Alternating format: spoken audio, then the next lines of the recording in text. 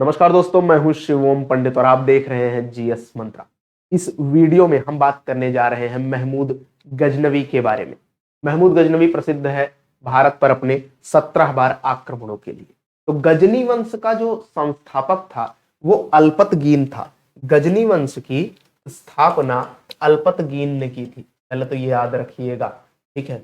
गजनी वंश की स्थापना अल्पतगीन ने की, ठीक। 998 ईस्वी में 998 ईस्वी में महमूद गजनवी गजनी का शासक बना, ठीक है। और यह व्यक्ति मतलब पढ़ा लिखा था, सुसभ्य शासक था वहां का, और इसने विद्वानों और कलाकारों को उचित सम्मान वहां पर दे रखा था।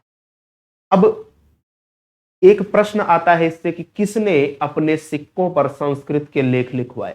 तो ये ऐसा पहला शासक था जिसके सिक्कों पर एक तरफ अरबी और एक तरफ संस्कृत का लेख आपको मिलेगा।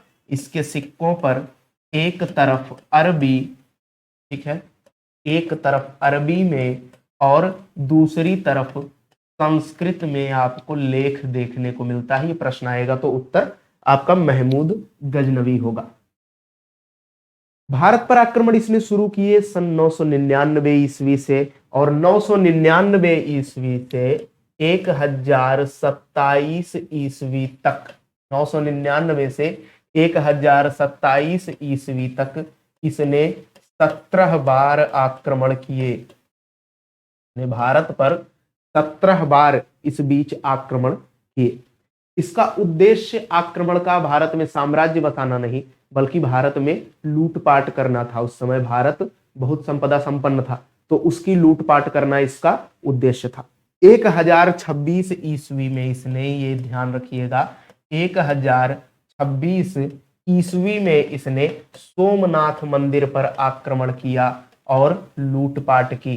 सोमनाथ मंदिर में आक्रमण किया और लूटपाट की। उस समय वहां का शासक भीमदेव प्रथम था, जिसने इसके आक्रमण के बाद फिर सोमनाथ मंदिर का जीर्णोद्धार करवाया। तो सोमनाथ मंदिर का जीर्णोद्धार किसने करवाया? इसने 1026 में लूटा, और जीर्णोद्धार किसने करवाया पूछे आपसे, तो आप उत्तर दोगे भीमदेव प्रथम, ठीक है। भीमदेव प्रथम ने इसका जीर्णोद्धार करवाया था, ओके। फिर इसने एक और तथ्य, 1019-20 ईस्वी में इसने चंदेलों के शासन पर आक्रमण किया, ठीक है। चंदेलों पर आक्रमण इसने किया 1019-20 ईस्वी में, और उस समय चंदेल शासक कौन था? चंदेल शासक था उस समय विद्याधर, ठीक है। चंदेल शासक विद्याधर था, और यह युद्ध अनिर्णित रहा। मतलब इसमें ना कोई जीता ना कोई हारा, दोनों ने अपनी सेनाएं कुछ दिन लड़ाई के बाद वापस बुला ली, तो यह युद्ध अनिर्णित रहा। इस प्रकार विद्याधर महमूद गजनवी से नहीं हारता है। ये प्रश्न आएगा तो आपको उत्तर देना है, विद्याधर महमूद गजनवी से नहीं हारा था, और यह चंदेल वंश का सबसे शक्तिशाली शासक था। फिर यह प्रसिद्ध है अपने दरबार के विद्वानों के लिए। इसका दरबारी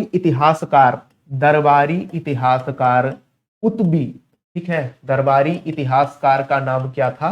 कुतबी, ठीक। कुतबी की दो रचनाएं बहुत प्रसिद्ध हैं, ठीक है, या किताबुल यामिनी और तारीख यामिनी। किताब उल यामिनी। गजनी को ही दूसरा नाम यामिनी था, गजनी का ही दूसरा नाम यामिनी था, ध्यान रखिएगा। किताबुल यामिनी या तारीख ए यामिनी, ठीक। किताबुल यामिनी या तारीख यामिनी का लेखक इसका दरबारी इतिहासकार कुतबी था। उसके बाद सबसे महत्वपूर्ण विद्वानों में नाम आपको आएगा अलबरूनी का।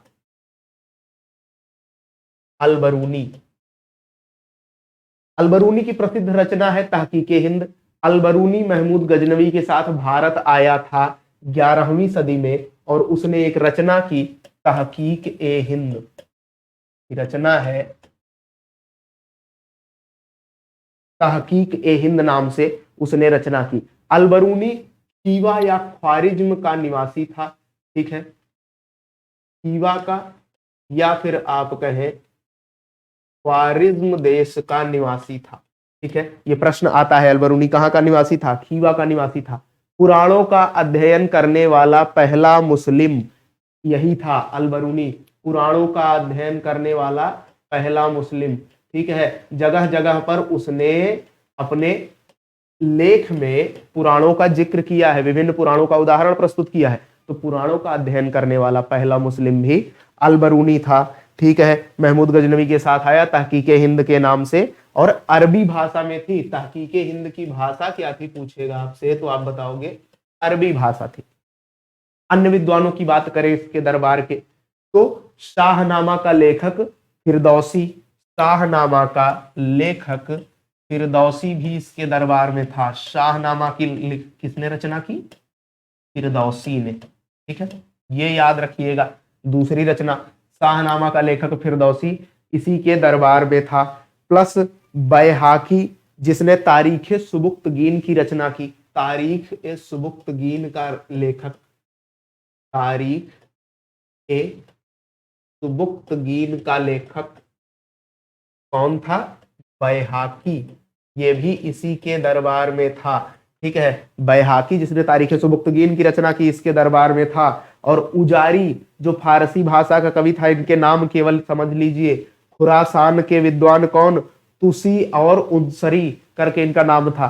तो महत्वपूर्ण जितने प्रश्न आते हैं वो चीजें आपने इसमें देख ली महमूद गजनवी से संबंधित। ठीक है, इसी प्रकार की और भी जानकारी के लिए जीएस मंत्रा को सब्सक्राइब कीजिएगा, वीडियो को लाइक कीजिएगा, बेल आइकन को प्रेस कीजिएगा और ऑल पे क्लिक कीजिएगा।